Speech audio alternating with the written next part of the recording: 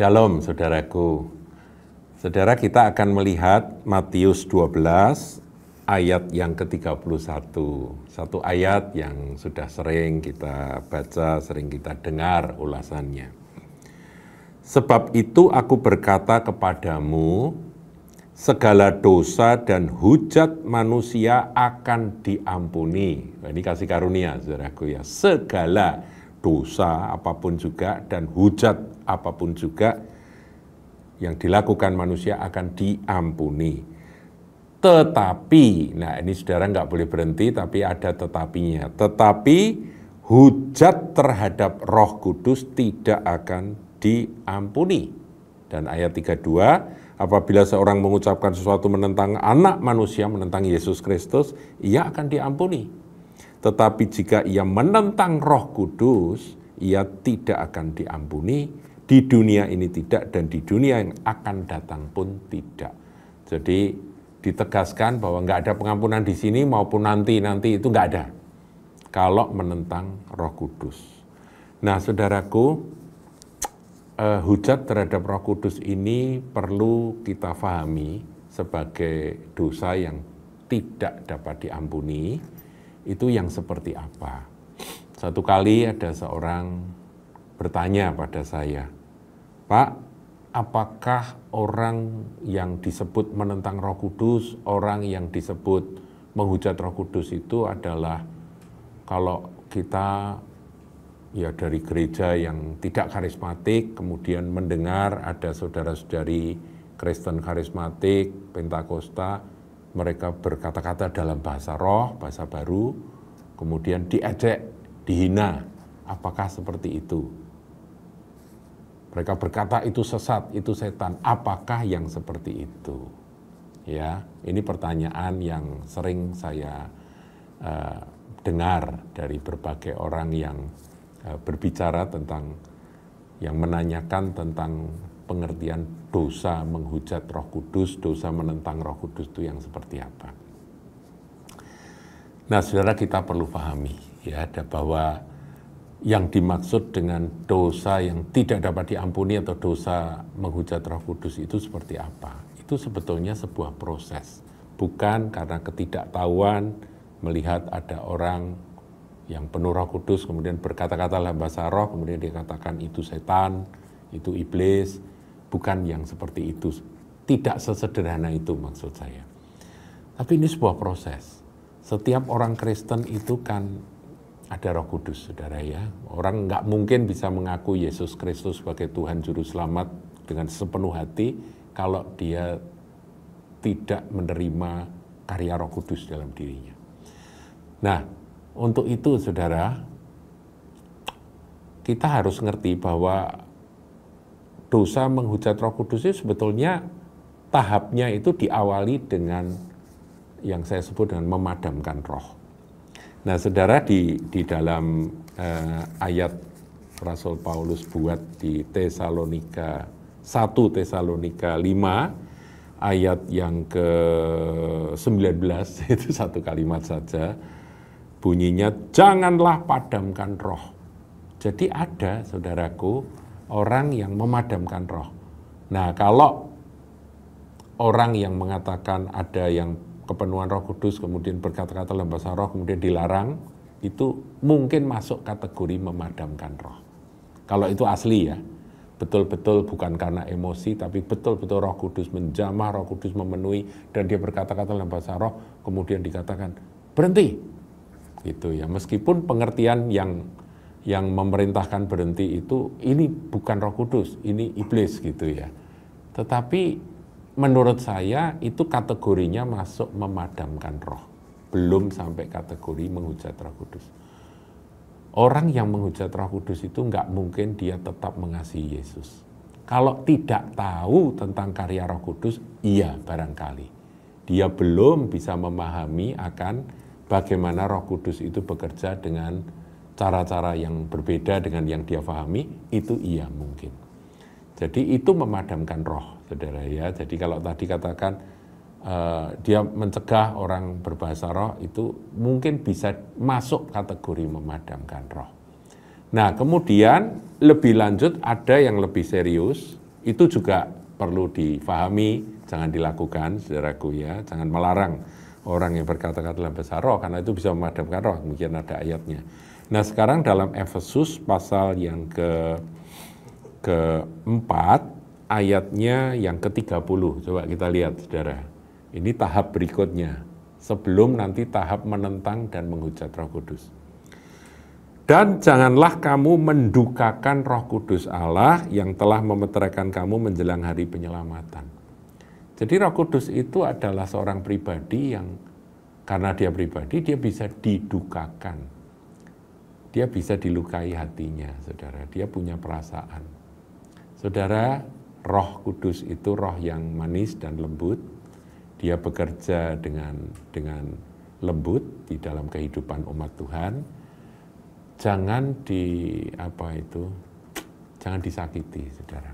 Nah, menyakiti Roh Kudus, mendukakan Roh Kudus itu sebetulnya bagaimana? Nah, dijelaskan dalam ayat berikutnya, ayat 31. Segala kepahitan, kegeraman, kemarahan, pertikaian, dan fitnah hendaklah dibuang dari antara kamu, demikian pula segala kejahatan. Jadi kalau di dalam perhimpunan anak-anak Tuhan, ada yang memelihara akar pahit, kepahitan, yang mencemarkan banyak orang itu, dipelihara, tidak dibuang, itu mendukakan roh. Demikian kegeraman, satu marah sama yang lain, nggak terima, ya geram gitu ya, kemarahan, pertikaian, ribut, ya ini sama kelompok ini di dalam satu gereja ribut, fitnah, ya nggak benar, bukan sebuah kebenaran yang disampaikan, tapi kata-kata fitnah yang disampaikan sini-situ, mengadu domba, yang seperti itu harus dibuang. Kalau nggak dibuang, itu mendukakan Roh Kudus, ayat sebelumnya, ayat 30. Demikian segala kejahatan. Jadi di dalam tubuh Kristus kita harus buang segala kejahatan. Nah, saudara bisa detailkan dari masing-masing poin yang disebut kepahitan, kegeraman, kemarahan. Itu semua adalah poin-poin yang membuat Roh Kudus berduka. Nah, kalau Roh Kudus berduka, ya nanti dia berhenti bekerja. Dia diam, dia tidak aktif.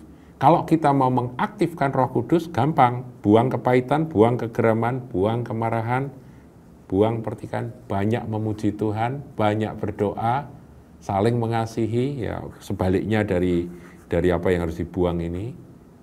Ya manis, ya hal-hal yang manis yang kita pelihara, kemudian geram diganti dengan kasih, kemarahan diganti dengan pengampunan, itu terus, saudara, itu akan membuat Roh Kudus berkarya dengan dahsyat di dalam satu perhimpunan anak-anak Tuhan. Ngerti ya?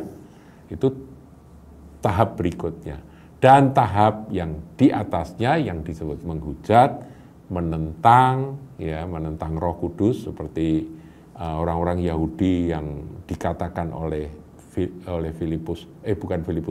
Stefanus, engkau terus-menerus menentang Roh Kudus, itulah orang-orang yang menghujat Roh Kudus. Mereka nggak bisa diampuni, saudaraku. Mereka terhilang. Jadi kita harus pahami bahwa dosa menghujat Roh Kudus itu ada tahapan-tahapannya. Jangan padamkan roh, kemudian kalau terus-menerus nanti bisa-bisa mendukakan roh. Dan ujung-ujungnya, puncaknya bisa menghujat atau menentang Roh Kudus. Nah, yang menentang Roh Kudus itu dikatakan di dalam Ibrani, saudaraku ya. Coba saya tunjukkan ayat Ibrani.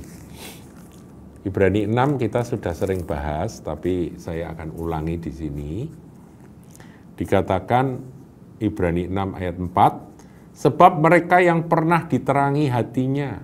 Jadi orang-orang yang dikatakan menghujat Roh Kudus itu, kalau orang Kristen ya, itu adalah orang yang pernah kalau dia pernah diterangi hatinya, pernah mengecap karunia sorgawi, dan pernah mendapat bagian dalam Roh Kudus. Jadi dia pernah kepenuhan Roh Kudus, dia pernah bergerak dalam karunia Roh Kudus. Dan yang mengecap firman yang baik, bukan hanya Roh Kudus, tapi firman yang dia dengar itu lengkap dan baik dari Allah. Dan karunia-karunia dunia yang akan datang. Jadi perkara-perkara yang sorgawi, keindahan, kenikmatan akan suasana surga pernah dia cicipi. Namun ya murtad lagi. Nah, murtad di sini adalah berpaling dari Kristus. Tidak mungkin dibaharui sekali lagi karena dia sudah masuk kategori menghujat Roh Kudus. Dibaharui sekali lagi sedemikian sehingga mereka bertobat. Sebab mereka menyalibkan lagi anak Allah bagi diri mereka dan menghinanya di muka umum. Saudaraku, orang yang masuk kategori ini ya memang bisa-bisa masuk kategori menghujat Roh Kudus. Menentang dan menghujat Roh Kudus dan tidak bisa dibaharui sekali lagi sehingga bertobat. Jadi sulit bertobat. Jadi kalau saudara dengar ada orang murtad, kemudian saudara coba bujuk, saudara doakan, saudara layani, saudara coba perdengarkan lagi kebenaran, tapi dia mengeraskan hati dan dia menghina Tuhan. Kalau dia dulu pernah penuh Roh Kudus, kalau dulu dia pernah mengecap karunia sorgawi, dulu pernah dia mengecap firman yang baik dan karunia dunia yang akan datang, tetapi dia dengan ketetapan hatinya, itu biasanya karena kepahitan, saudaraku ya. Karena tadi tahapan-tahapannya, dia nggak mau melepas kepahitan, akhirnya dia menjadi penghujat. Yang dihujat memang Tuhan Yesus, tapi itu penghujatan kepada Tuhan Yesus dengan pengertian. Sebetulnya Roh Kudus sudah bekerja dalam dirinya mengingatkan dia, tapi dia tolak. Itulah yang disebut menentang Roh Kudus. Nah, kalau sudah ditinggalkan oleh Roh Kudus, ya dia terhilang, saudaraku. Saya tambah lagi ya, di dalam Ibrani pasal 10 dikatakan ayat 29 ya. Betapa lebih beratnya hukuman yang harus dijatuhkan atas dia yang menginjak-injak anak Allah. Nah, saudara mungkin bertanya, itu Roh Kudus itu kan menghujat Roh Kudus kan bukan anak Allah. Iya, tetapi itu Trinity itu satu, saudaraku. Kalau Roh Kudus sudah berkarya dalam diri seseorang, tetapi orangnya tetap dengan sengaja dia menghina Tuhan Yesus, menginjak-injak anak Allah, Tuhan Yesus, itu nggak ada ampun lagi, saudaraku. Dia masuk kategori dosa yang tidak bisa diampuni. Terus yang menganggap najis darah perjanjian yang menguduskannya. Dulu dia tahu bahwa oleh darah Yesus dia diselamatkan, dia diampuni, dia dilayakkan menjadi anak-anak Allah. Tetapi dengan sengaja dia murtad, dengan sengaja dia menyangkal Kristus, menyangkal anak Allah, bahkan dikatakan dan yang menghina roh kasih karunia. Kalau ini kita kaitkan dengan tadi, kan menghinanya di depan umum itu ya, menyalibkan anak Allah bagi diri mereka, ya 6 ayat 6, Ibrani 6 ayat 6. Dan menghinanya di muka umum, maka di sini dikatakan, dan yang menghina roh kasih karunia. Jadi orang-orang yang pernah diselamatkan, pernah jadi milik Kristus, pernah jadi pengikut Kristus, tapi kemudian dia pernah juga mengalami hal-hal yang luar biasa, tapi dia berpaling dari iman kepada Yesus Kristus Tuhan. Roh Kudus sudah bekerja untuk mengingatkan dia, tapi dia mengeraskan hati, karena hidup ini kan pilihan, saudaraku ya. Kita punya hak bebas, hak pilih yang bebas juga, free will, free choice. Jadi itu orang itu disebut menghina roh kasih karunia. Karena Yesus itu penuh dengan kasih karunia dan kebenaran.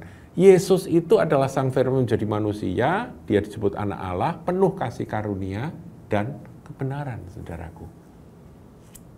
Nah, nolak kasih karunia yang sudah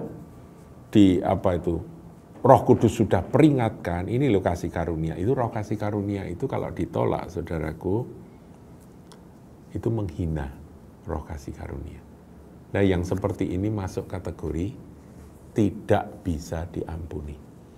Jadi kita sebagai umat Tuhan, saudara, dosa apapun yang Anda perbuat, saya perbuat, itu Tuhan ampuni. Sejahat apapun, kejahatan apapun, Tuhan ampuni. Tetapi jangan sekali-kali menghina dan menginjak-injak anak Allah, menghina akan darah yang menyucikan kita, dan menghina roh kasih karunia, menginjak-injak anak Allah, menganggap najis darah perjanjian yang menguduskan, dan yang menghina roh kasih karunia. Kiranya Tuhan mengukirkan akan renungan ini dalam hati kita masing-masing, sehingga kita ambil keputusan, sekali aku ikut Tuhan Yesus, apapun yang terjadi, aku akan tetap ikut Dia. Dia tetap Tuhanku, Dia tetap Juru Selamatku, Allahku. Tuhan Yesus memberkati.